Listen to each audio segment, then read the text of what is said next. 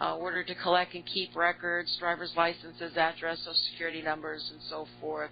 So many local dealers will no longer sell gold or silver, but they have been paying $50 over spot to buy it. And she says, why? We have been told for years gold and silver has no value. Well, the latter part of the explanation is that, you know, the answer to that is that your government lied to you and continues to lie to you. I know that in Nevada, that pressure has been applied as well for some time. Where else it may have been, I don't know. Have you ever encountered that, Melody? Well, back in 2006, we all had to comply with the Patriot Act, and to where there would be certain, if there was suspicious activity, if we thought somebody was trying to launder, or new customers, or overseas buying, or this type of things that would create some sort of suspicious activity, we did have to comply to their rules. Folks, they want to know about your cash. Not so much when when you're buying, but so other than that pressure, no, I have not had any other outside pressure put on as far as wanting to know and needing to take down driver's licenses, addresses, and social security numbers. If someone pays me cash over $10,000, yes, I will do that and comply to what I have to do with my normal reporting. But I think a lot of gold dealers are covering, and I just don't think they have gold and silver to sell. So, and that could be an excuse. That's correct. Yeah, I think it might be that more than anything else.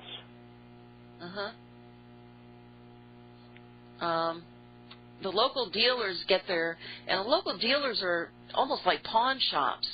Many of them do have pawn shops.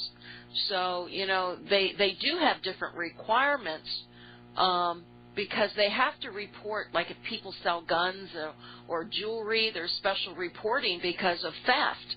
The burglar buys their stuff, they go in and they pawn off their stuff. So maybe they're also having an increase in theft or something. But local dealers are certainly different than what we do.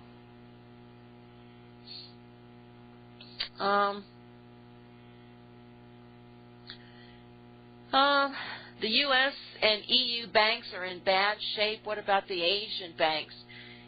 Martin doesn't hear any problems in South Korea or Thailand. Not yet, but I'm sure that they'll be affected sooner or later. These problems are going to affect the whole world, and nobody's going to get out of this easy. There'll be varying degrees of pain. And, Southeast Asia, how they make their money for the most part is to export. And I think they have to have the markets to export too. And then on top of that, you're seeing a reversal in process of free trade globalization.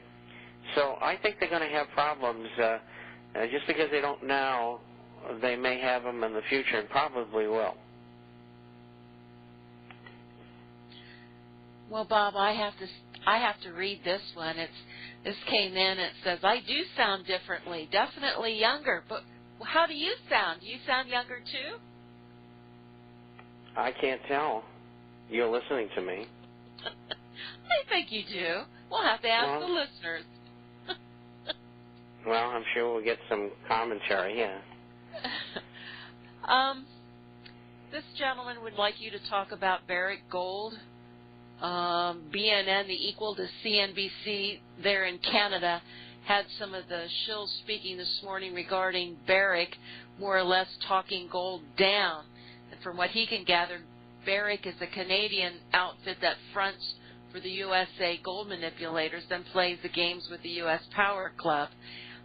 He's really interested in how they purchased Hemlo from Teck for $65 million.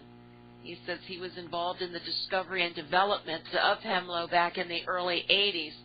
So his interest is high. The price seems very low for what the reserves should be in the ground.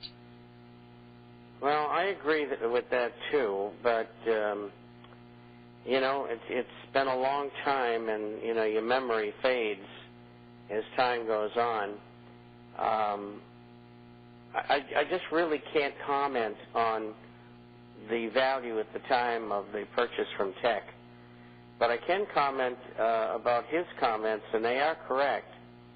A number of ex-political types who are alumnus are all over the board on that thing, and Vernon Jordan and George Bush, the elder, and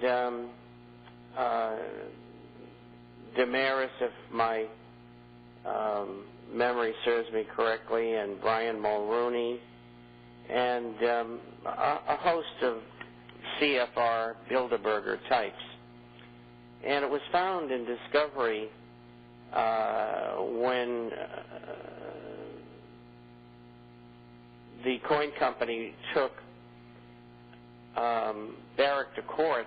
In discovery, it was found that Barrick's answer to what they were doing, they were instructed by the U.S. government. So they are a front for the government. And Barrick is a big shorter and has been of production and selling forward, called hedging. And I've never recommended Barrick, except in 1992. I recommended its shareholders sue the management because they were hedging forward and depressing the gold price, and that's why they did it. Now, they don't care whether they make money or not. They just want to make sure gold doesn't go up. And as the years went on, it got worse. And in fact, they started shorting gold back in 1988. And I wrote an article about it in August of '88, that the market was being manipulated and how they were doing it. And so I've never recommended the purchase of Barrick because I think Peter Munk is a criminal. And they're all criminals in that company, and that's just the way it is. And people would recommend that stock if they were ignorant or if they were part of the problem.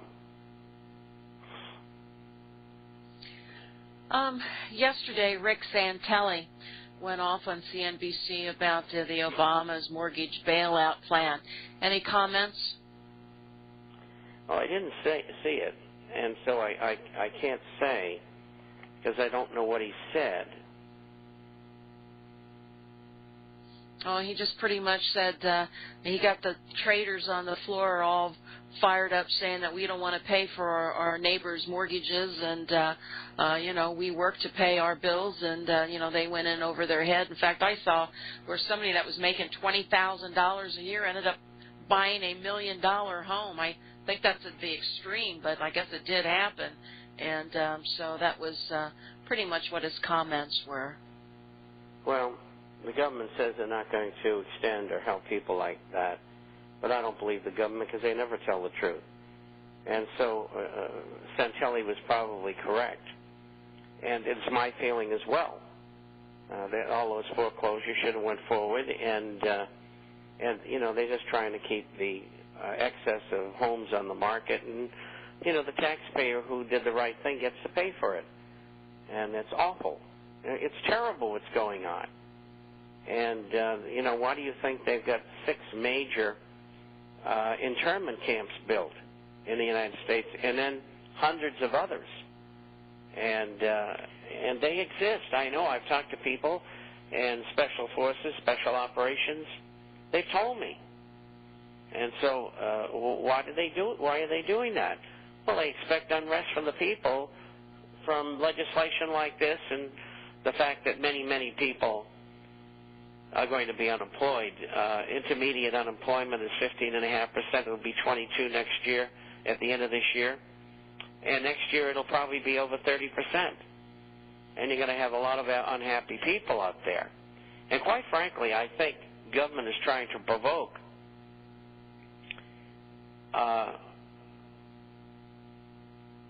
action by people who are disgruntled so that they can start shipping people to camps. And, of course, put in martial law.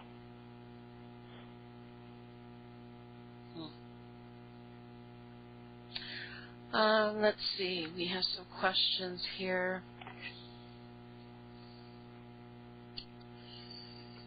bear with me here. We have Chris.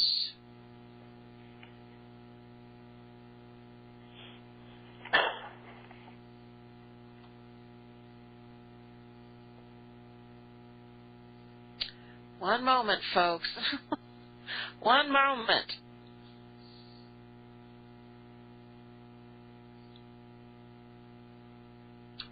Oh, geez, Bob.